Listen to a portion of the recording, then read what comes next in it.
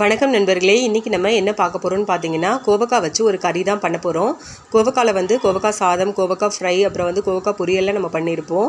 ஆனால் இந்த கறி வந்து நீங்கள் ட்ரை பண்ணது இல்லைன்னா கண்டிப்பாக ட்ரை பண்ணி பாருங்கள். உண்மையிலே டேஸ்ட் வேறு லெவலில் இருக்கும். சப்பாத்தி, பூரி, அப்புறம் வந்து நான், கீ ரைஸ், இட்லி, தோசை, ஆப்பம் இது எல்லாத்துக்குமே கூட செம்ம காம்பினேஷனாக இருக்கும். வாங்க எப்படி பண்ணலான்னு பார்க்கலாம்.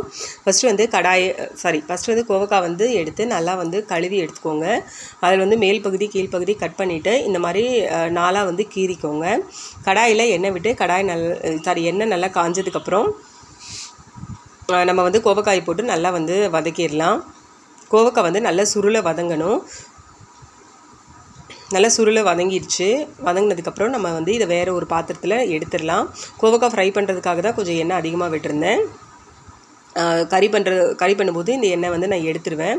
இப்போ வேறு ஒரு பாத்திரத்தில் கோவக்காயெல்லாம் எடுத்துட்டு அதே கடாயில் வந்து நம்ம கறி வந்து பண்ணிடலாம்.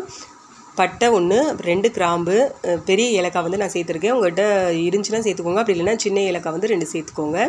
அப்புறம் சோம்பு, ஜீரகம் வந்து கொஞ்சம் வந்து சேர்த்துருக்கேன், ஒரு அரை ஸ்பூன் அளவுக்கு. அது பொரிஞ்சதுக்கப்புறம் ஒரு பெரிய வெங்காயம் சின்னதாக பொடியாக கட் பண்ணி இதோடு சேர்த்து நல்லா வதக்கி விட்டுருங்க. இதோடையே வந்து இஞ்சி பூண்டு பேஸ்ட்டும் போட்டு நல்லா வதக்கி விட்டுருங்க. வெங்காயம் இஞ்சி பூண்டு பேஸ்ட்டும் நல்லா வந்து ஒரு பொன்னிறமாக வரும் இல்லையா, அந்தளவுக்கு நல்லா வதங்கணும். நல்லா வதங்கினதுக்கப்புறம் இதில் வந்து நம்ம மசாலா சேர்த்துக்கலாம். கொஞ்சமாக மஞ்சள் தூள், அப்புறம் வந்து மிளகாய் தூள், 2 ஸ்பூன் அளவுக்கு தனியாத்தூள் சேர்த்துருக்கேன். அப்புறம் உப்பு சேர்த்து நல்லா வதக்கி விட்டுருங்க. அடிப்பிடிக்காமல் வதக்குங்க மசாலாவை. அடிப்பிடிக்கிற மாதிரி இருந்துச்சுன்னா 1 ஸ்பூன் தண்ணி சேர்த்துக்கோங்க, அடிப்பிடிக்காமல் வரும். இப்போ வந்து நான் 2 பழுத்த தக்காளி இருக்கு இல்லையா, அதை வந்து கட் பண்ணி இதோடு சேர்த்துருக்கேன். நான் வந்து கட் பண்ணி தக்காளி சேர்த்துருக்கேன். உங்களுக்கு வந்து அரைச்சி சேர்க்கணும்னு நினச்சிங்கன்னா அரைச்சி கூட நீங்கள் சேர்த்துக்கலாம். தக்காளி வந்து நல்லா இந்த மசாலாவோடு சேர்ந்து குக் ஆகி நல்லா வந்து ஒரு கிரேவி மாதிரி வரணும். அந்தளவுக்கு தக்காளி நல்லா குக் ஆகணும். பாருங்கள், இந்த மாதிரி நல்லா வந்து குக்காகி வந்துருச்சு. இப்போ வந்து ஏற்கனவே வறுத்த வேர்க்கடலை இருக்கு இல்லையா, அதை வந்து வறுத்த வேர்க்கடலையை நல்லா வந்து இந்த மாதிரி குருணையாக வந்து பொடி பண்ணிக்கோங்க. பொடி பண்ணி அதையும் இதோடு சேர்த்து நல்லா கலந்து விட்டுருங்க. நல்லா கலந்து விட்டுட்டு ஒரு 1.5 கிளாஸ் அளவுக்கு தண்ணி விட்டுக்கோங்க. தண்ணி விட்டு இதை நல்லா கலந்து விட்டுருங்க.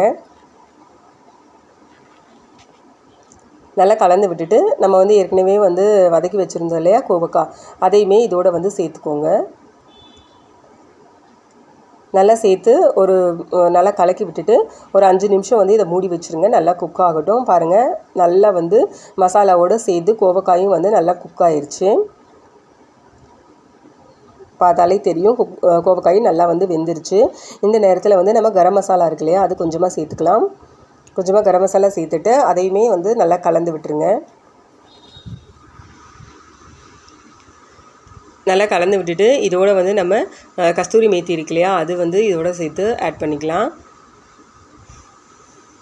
அதுக்கப்புறம் கொஞ்சமாக சின்னதாக கட் பண்ண இஞ்சி, அப்புறம் சின்னதாக கட் பண்ண பச்சை மிளகாய், அதையுமே இதோடு சேர்த்து நல்லா வந்து கலந்து விட்டுருங்க.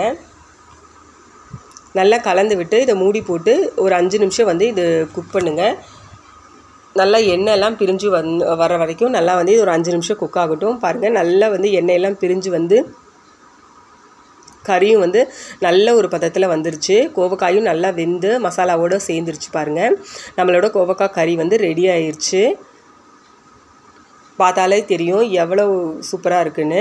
நீங்களும் ட்ரை பண்ணி பாருங்கள். இது ட்ரை பண்ணது இல்லைன்னா கண்டிப்பாக ட்ரை பண்ணி பாருங்கள். உண்மையிலே டேஸ்ட் வேறு லெவலில் இருக்கும். செஞ்சு பார்த்துட்டு எப்படி இருக்குன்னு கமெண்ட் பண்ணுங்கள், ஷேர் பண்ணுங்கள், சேனலை சப்ஸ்கிரைப் பண்ணுங்கள்.